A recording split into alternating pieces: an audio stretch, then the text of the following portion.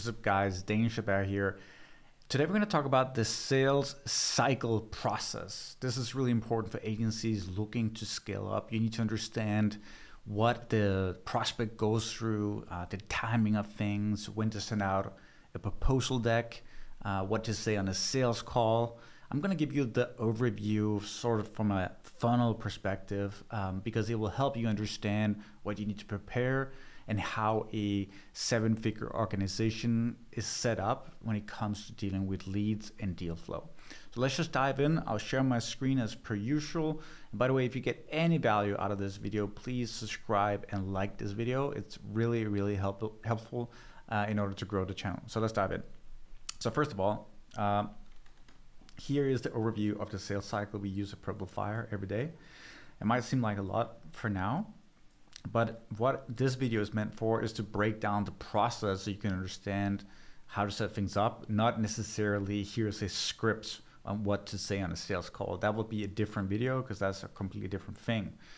But fundamentally, in a sales cycle and in a funnel where you're running paid traffic to a setup, this is primarily going to be paid traffic because we want to have the scalability and reliability which we can have in cold traffic. Then, of course, we're going to send them to a page. They will see an ad. They will then see a page, and then the sort of onboarding or intake form starts. Now, the intake form is really important. You can just see here. This is just for Purple Fire's new website. We offer lots of different services, and they can indicate what they're interested in. Now, you can have conditional triggers based on this, where you can set up questions that are relevant for development, for TikTok ads, and so on, so that you get the right amount of information before you jump on a call. And the reason why I'm showing you this is because if you don't have the right information before you jump on a sales call, then you're really setting yourself up to failure. First of all, the quality is going to be terrible because you haven't asked the right questions. That leads to a lot of spam. And the second thing is your salespeople, whether it's setters or sales reps, they can't prepare at all for that sales call. So you need to have that intake form with questionnaires. That's the first step in the funnel, right? The next thing in that funnel, we always ask for revenue. If we don't have revenue, we have no indication on how big the brands are. Of course, they'll send their URL, and we can have a look at the website and generally have a good understanding of how big they are. We always ask this question. We also ask stuff like, what's your ad spend per month, if that's relevant, because it tells us a lot about who we're dealing with and what they're doing. So here you can see, if they're above 50,000 a month, they go to the right side here. And if they're below, they go to the left side. This is a critical thing in your sales organization that you should set up immediately. This is something I really want to focus on in this video, because you need to understand on average, when you look at your clients, how big do they need to be on a monthly revenue basis in order for them to be qualified to work with you. When I say qualified, it means they tend to stick around, they have the money to work with you, and your work makes financial sense for them to consider at that revenue threshold. So for us, we know like if they're below 50K a month, there's just no services that make sense immediately. So we always send them to a different flow. Now this flow over here is the setter flow or the qualification flow. This means we need to have a different kind of conversation with them before they jump on a call with us. This is really key. If you don't have that conversation, you're going to send a lot of trash to your sales team, and they're not going to be able to basically give you the amount of business that you should be getting from them. They're expensive, so you want to make sure you're not wasting their time. But if they're below 50K, let's look at that flow first. They go over here, and then we still schedule them in for a call, but we have a qualification call first. That's only a 15-minute call, so it goes from 30 to 15 minutes. And that's typically a setter that will take this call, and a setter is someone that sets calls for the sales team. And this setter's job here is to basically go over problems, business sides, their needs, and so forth, to understand who are we really dealing with here and what's their true size.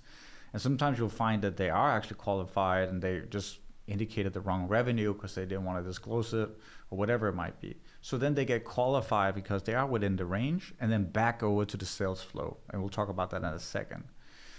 The other thing that can really happen is they are unqualified, they're too low in revenue, or they're in an industry we don't really serve, or something like that. So they're not a fit for any of our services. At Purple Fire, what happens is they might be unqualified for retainer services, but they could be qualified for project-based stuff, which could be a redesign, a migration, or a one-time landing page or something like that. So there could still be project-based income where it can make sense as a downsell, and it's the setter's job to find out what that may be. If they're completely unqualified for any of your project-based stuff, you can send to stuff like a do-it-yourself kind of offer. So maybe you have a course or you have a resource they can access that could be paid, and you can sell courses from $10 up to $2,000, and that can be a good starting point for them. You can also do done with you offers, so it could be coaching, it could be mentorships, it could be, get access to one of our specialists for 1 hour a month, and then ongoing Slack access for whatever amount a month. So you can do done with you offers on the downsell, which can work really great if they have the right mindset and they're good, like a good brand. They're just not really where they can afford you yet. And then finally, if there's nothing paid on the table, but you want to keep them in your ecosystem, and of course make them spread the good words around about who you are and what you do, then you can send them onto a newsletter. You can do like free lead magnets. You can do a blog article. You can send them towards resources because you have identified their problem. You can say, well, actually, we have a resource. We have a YouTube video for that. And that can just get you started. So it's always good to send brands in the right direction, even if you can't collect any cash up front. So that's the whole setter flow. That's what you need to do there. And I think a lot of businesses right now, they're not even running ads. That's number one. But if they are running ads, they're just collecting all the trash through their sales cycle. And if you're a smaller brand, you're probably doing all of the sales calls yourself. And you find that you're on calls with a lot of unqualified guys. They don't have any money, and that sucks and drains your energy. You want to remove that, right? So the way to really set all this revenue up and conditional triggers up is that you can do a form. If you want to do it really cheaply, you can use Typeform, and then you can put up conditional triggers. So if they indicate in one of these answers that they're below 50K, then it goes to a different flow, and they're only allowed to book calls with another person, or whatever it might be. You can just decide what action you want to take, but that's key.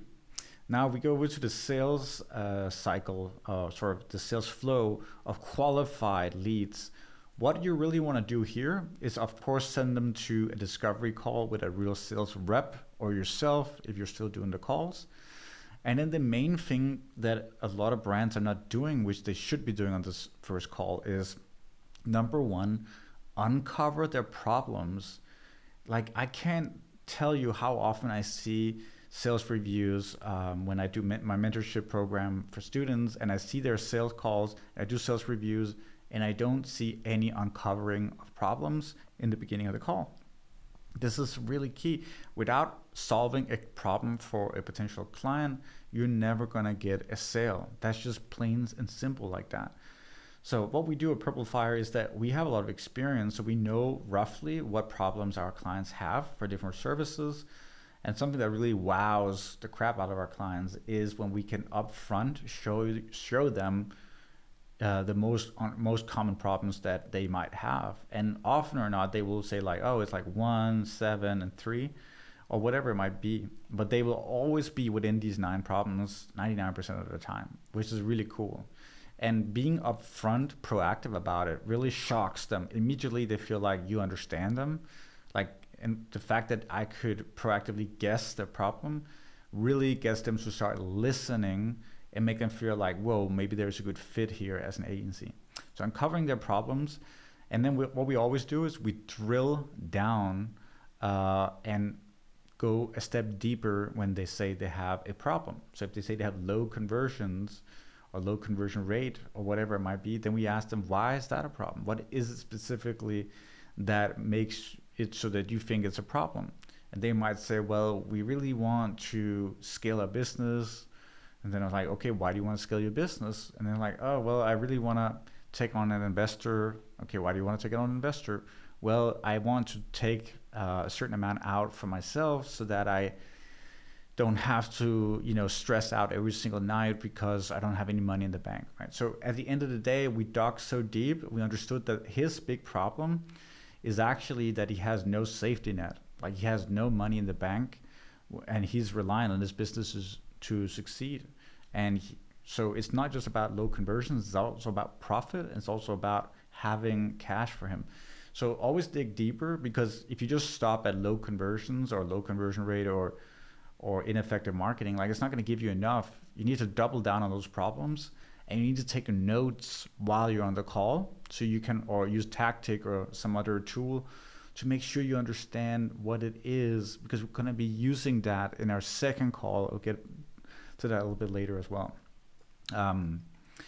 The other thing we do is, when we understand their problems, we have presentations for all these different pain points. So if someone says like, we had a bad agency experience, then we have a presentation on how we make sure that we have winning relationships with our clients. So we show all the things we do to align and communication and all that stuff. So it's just like a whole confidence booster in them seeing that we have everything prepared and we have systems to overcome said problem.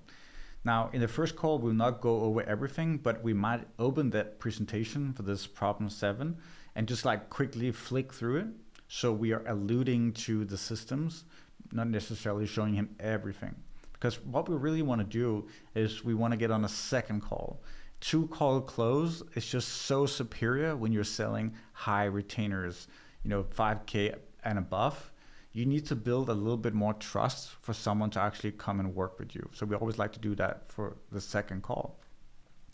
So this is really number 1. Number 2 is we want to start going through what we call the 7 states of emotions. This is something you do on both of your 2 calls. But what we know we need to address before they sign a contract is typically all these different states here. Pain, we need to create a vivid picture of the pain point they have. If you don't create a very vivid picture of that and the gap between where they are now and where they want to be, you're not creating enough emotional distress for them to feel that the money to pay you is worth it. So you want to really almost expand the problem and show them, here's where you are, here's where you want to be, and you really want to paint that there's a huge gap in between here.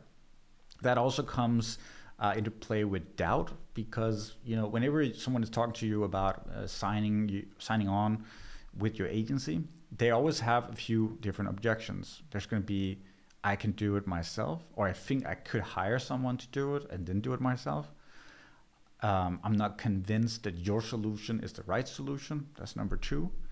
And maybe there's another party out there in the world that can do better than you. So 3 different doubts. And those are one of the biggest killers in you not getting the contract. Because remember, as soon as they book a call with you, they are going to research other options. By the time they are on a call with you, they will have had other calls, and they're going to continue to have other calls. So you need to eliminate everyone else if you want to secure the call. This is really, really important, especially if you're more expensive like we are. We need to show them that the cost of working with us is worth the investment, because we are the only real choice out there. And that can only happen going through all these things, but also uncovering their problems and so on. So you need to go through all these things. You can read about them, but it's sort of an additional subject that I want to do a separate video on, because this video is going to get super long if you go into every one of them. But all I can say is that doing this call and this call, we are getting over all these different states of emotions that are really, really important. Now, in the second call, when we get to there, so first of all, we have had our first thing, we uncovered their problems, and we've indicated and alluded to how we have a proven system to fix them. Then on that first call, at the end of it, we always say, we think this is a good fit based on this conversation. We would like to do an audit call with you next time, where we go deeper into exact numbers, and also after the pain points we have identified, we are going to create a tailored 120-day plan for you with everything we'll need to make sure we succeed. So all this is very personal, very tailored to them. They will feel very special at that point. And then on that call, you already schedule a time for the second call, and have them basically confirm the time and date on the call itself. This is really key because they're going to ghost you if you ask for it after the call. So always do it on the call. Then the second call is going to be the audit and growth plan. This is where we go and really show them what data we've collected, how we overcome it, and the plan and so on. I'm just going to allude to a bit of what we do at Purple Fire. You can see here we have this whole thing where the pain points are exact, what we're going to deliver, what we're going to do, the timeline, the team behind it, specifically what we'll do, the exact split test we want to run. This is just for COO. Then the timeline, 120-day timeline, guys, where we go through every single thing, every test we're going to run. This is really cool because they get to see what is in store for them for the first 120 days, right? And then there's going to be like specific examples of things where we have a hypothesis and something we want to improve. This is really important, make it visual and really show them what's going to come. But we are not showing the solution. As you can see, we wrote up a hypothesis for tests. We're not showing the exact design execution. And that's also because we are not necessarily wanting to just share stuff that they can run away with and do it themselves. And again, this is because up here in the doubt section, we don't want to have the DIY objection come through where he's like, we can do it ourselves. I pretty much understood everything they said and let's just do it ourselves. So there always needs to be some something left for them to interpret it and understand, and not just everything laid out so they can do it themselves, right? So the whole presentation is pretty long. It's like lots of different things to do. And then obviously we do the audit with like the expected return on investment after 120 days, the cost structure and all that stuff. And this is key. We always present the projected return before we give them the cost because it helps them justify the cost, really. Like the resource problem is pretty much always going to be an issue unless you have convinced them of everything else and their problems. And then finally they feel that the budget is justified by the work we will do and the return on their investment and so forth. So this is how we set up a call. Then after the call, typically you're going to get, we are looking for a verbal confirmation that they want to proceed on the second call. That's our goal. And if we should proceed with like, onboarding and stuff like that. And then typically while we get the onboarding started, you can see we onboard in Slack and everything. We also send the agreement over for signing. We just found that when we start the onboarding before we get the agreement, it will push the likelihood of getting the agreement signed by another 15-20%. So it's a nice little additional bonus to your closing rate when you do it in that step. Of course, it also means sometimes we start the onboarding and then it doesn't work out. We just delete the channel and we move on. A lot of this stuff is automated with things, so we don't really need to put a lot of resources into it. Anyway, guys, this was the sales flow from a 7-figure full growth agency. This is what you do at scale. There's a lot more nuances than that, but this is just big picture what you need to do. I can get way more nitty gritty. I could talk for an hour about just setter flows and automations, but this is what you should aim for if you want to do 500K a month. So anyway, if you like this video, please like and subscribe. If you want my mentorship and someone like me to go through everything, you can also click the link below and you can book a call with me. Anyway, see you.